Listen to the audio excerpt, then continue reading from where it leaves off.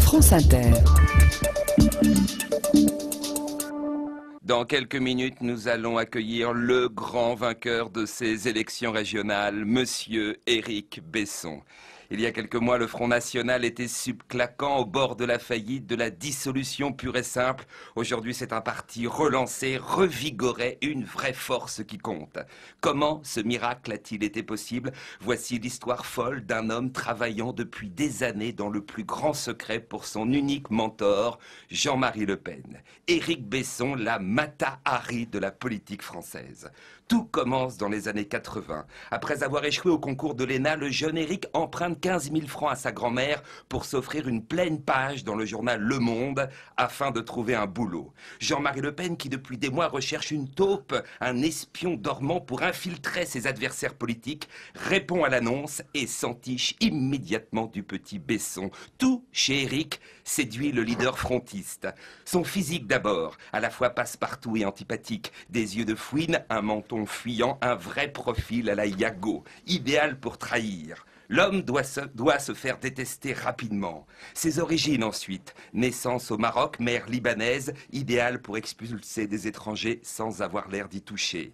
Le plan diabolique de Jean-Marie Le Pen est un coup en 3 bandes. Éric doit infiltrer le Parti socialiste, démissionner avec fracas pour passer chez Nicolas Sarkozy et une fois au gouvernement, manœuvrer pour relancer les thèses du Front National. Tout est calculé, pensé dans les moindres détails pour endormir l'adversaire. Même la vie privée d'Éric Besson, son mariage avec Sylvie Brunel, une géographe babacool et écolo travaillant dans l'humanitaire, est une couverture. Éric consent à cette union mais jure infidélité, une des rares promesses qu'il tiendra. La vie d'une taupe est difficile. Besson, qui n'a jamais connu son père, aime par-dessus tout le clan Le Pen. Une véritable famille de substitution. La chaleur des dîners à Montretout. Jean-Marie racontant ses souvenirs d'Algérie et imitant comme personne le bruit de la gégène. Les chants militaires scandés au dessert. Les verres jetés par-dessus les épaules. Le bruit des bottes qui claquent. Les Doberman aboyant dans le jardin. Devenu membre du Parti socialiste en 93, toute cette ambiance manquera cruellement au petit Éric. Au PS, il souffre, tout l'insupporte, la folie de Ségolène, l'autoritarisme de Martine, la coquetterie d'Hollande se teignant les cheveux dans les toilettes de la rue de Solferino. On le tutoie, on l'appelle camarade, on lui offre des roses pour son anniversaire. Seul l'humour de Georges Frêche lui rappelle l'ambiance de Montretout. Un jour, en pleine ascension de la roche de Solutré, une balade qu'il déteste, il craque, appelle Jean-Marie et lui dit « J'ai envie d'être avec vous à la fête de Jeanne d'Arc ». En février 2007, au bord de la dépression nerveuse, Éric quitte enfin le PS pour rejoindre Nicolas Sarkozy. En janvier 2009, il réalise son rêve en décrochant le ministère de l'Immigration.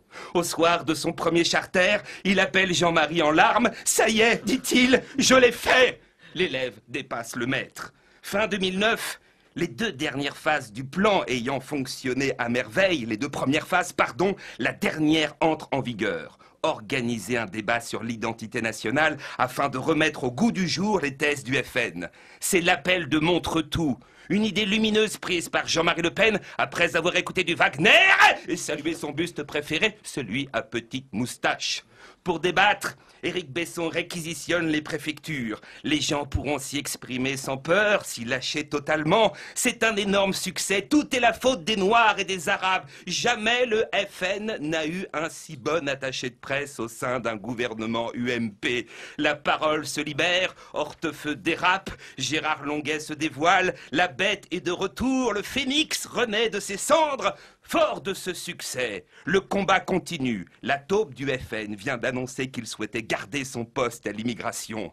En vérité, c'est un coup à 4 bandes. Marine Le Pen présidente, Besson Premier ministre, Zemmour à la culture, pour une France pure et blanche, sans délinquance, sans burqa et sans rapport. Merci Stéphane Guillon, on va changer les micros.